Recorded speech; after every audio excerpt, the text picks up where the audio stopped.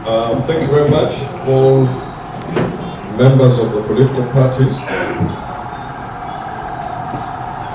There's something which you mentioned about fear of death. We are all going to die at some point. But there's certain fears I have. The last stanza of our national anthem, or Uganda, the land that feeds us, by sun and fertile soil grown, for our own dear land, we will always stand. The Father of Africa's cry. Often we go through these things, we don't take them to heart because we've been singing them, you know. But suppose you're standing there before God, if Akena is standing there before God, and then they display these hundreds of Ugandan children who were malnourished or who died during the wars which were being talked about and often buried in unmarked graves. What am I going to say before God?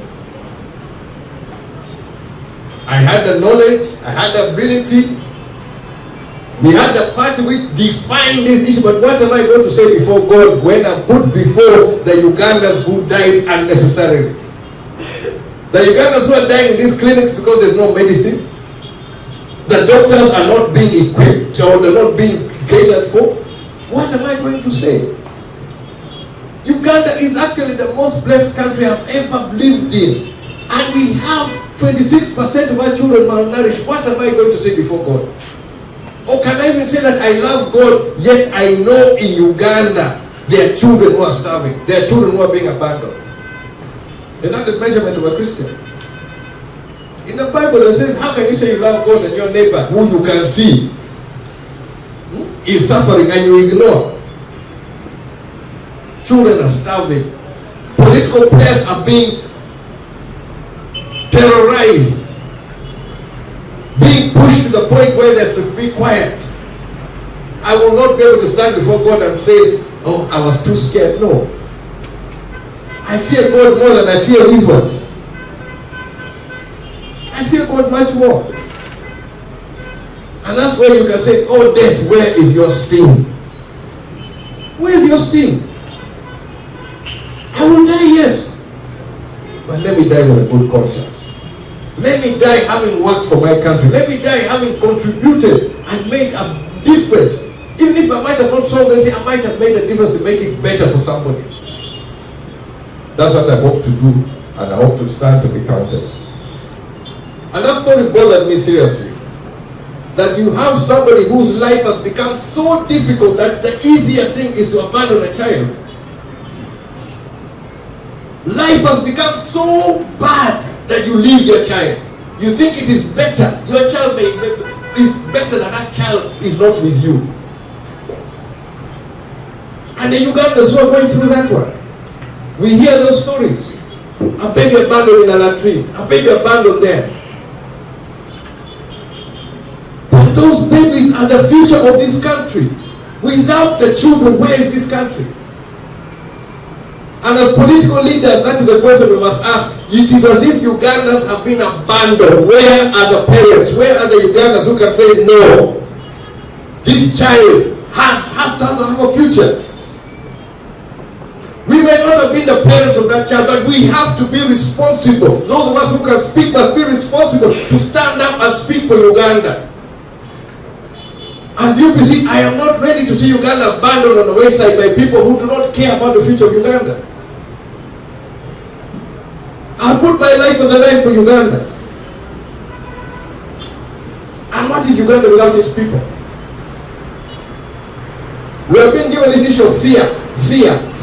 What are we fearing? We're going to die. After you're born, you're going to die. Unless Jesus comes. Yeah, but you can't bank on that one. The surest thing is that you're going to die. What are you going to do when you're alive? As a congressman, UPC which invested, and today they like saying Obote, the problem of Uganda was Obote. What did Obote do for Uganda? If I'm to break it down. I touched on health. Obote in the 60s, you look at the second 5-year development plan from 66, Obote envisioned a health service which worked for the people of Uganda. And he started building it where we didn't even have a medical school. We had less than 400 doctors in Uganda, but we built a medical system based on the people. Uganda today, we cannot take care of our interns. Others are saying, no, some are private. I don't care whether they're private or whether they came from. If they treat Ugandans, that's all we need to know. If these people can save a Ugandan life, this one baby, if you can save one baby, if one intern can save one baby, that is a Ugandan who must work. We must be able to stand for those who cannot speak for themselves. But they're the future. But we've been terrorized. We've been put into fear. Fear has to end. Fear has to end, and it has to be taken over by a purpose, a greater purpose than what we stand for. A greater purpose that has brought us all here together today. And that purpose of being Uganda which work for its citizens.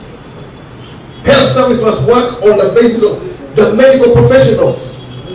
It's not the buildings. We boast the buildings which we did, and we were proud of those buildings. But the key thing which makes it work is the medical professionals doing their duty. The doctor is in charge. You have your nurse there. You have all the whole team working together. That is what makes, that's how you save a patient. So how are we going to save Uganda? Not by silence. Uganda will not be saved by silence. People have to stand up and take the bull by the horns. If there are people who have outgrown their offices, this Uganda is bigger than all of us. And just as in an operating theater, I'm sure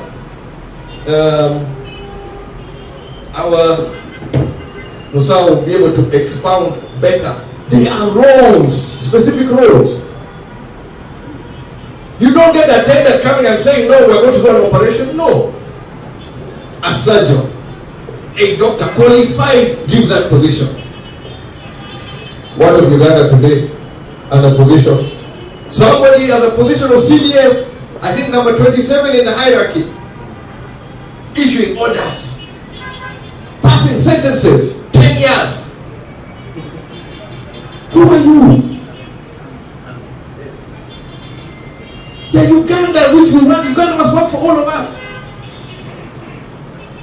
If Uganda is this abandoned patient, let the doctors stand down, let the nurses be there, let all of those who care for this Uganda stand up and be counted. Uganda People's Congress will not be quiet. And I call upon my sister parties, let us save our country. Who is going to save it for us? There are those who want to run abroad. It's our country. The Americans have had their interest, other people have had their interest. They talk about the Great Lakes region. What is happening in the Great Lakes region? Uganda has a finger. I saw recently, it's effectively we are controlling Eastern Congo, all the economic routes. I would not complain so much if it was benefiting the citizens of Uganda. Statistics. Recently, the president was talking. Life expectancy, birth rates.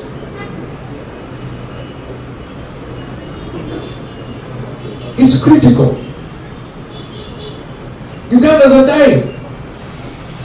One statistic which shocked me, 26% of the children under 5, Uganda children under 5 are stunted.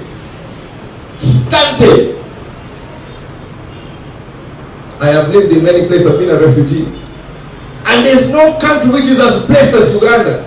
We go around the country blessed by nature, but we cannot even feed our own children. 26% of Ugandan children are stunted. That's physically stunted. Meaning mentally. There are many more damaged. Where are they going to be? Where is their future? Yet our role should be how we're going to build this country, how we're going to build the next generation, which is going to go forward. So while things are going wrong, we cannot be quiet. The role of the CDF is defined in the Constitution. The role of the UPF is defined in the Constitution. What is happening? I cannot walk into an operating theater and start saying, no, you do this, you do that. I have no skill whatsoever or no competence to be able to do so. But on the question of the development of Uganda, as the Uganda People's Congress, I have a lot to talk about. and there will be time to talk about. Right now, it is here to stand together with other political players and say, enough is enough. If you are going to do anything, you make sure you are going to do it with some of us where we cannot talk, because I am not going to go to the future on my knees. I won't go on my knees.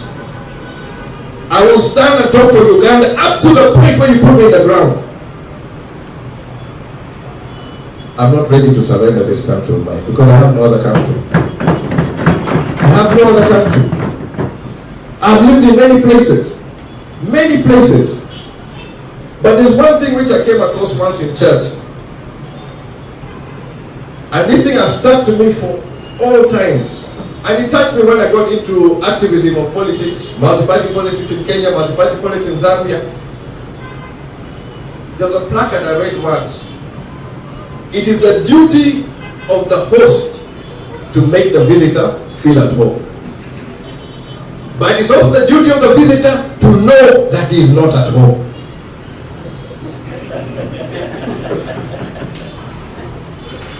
As a host, we must make everybody in Uganda feel at home. But those who are not Ugandans must also know where they stop. I've lived as a refugee. There are areas where people say they get very uncomfortable if we cross those areas.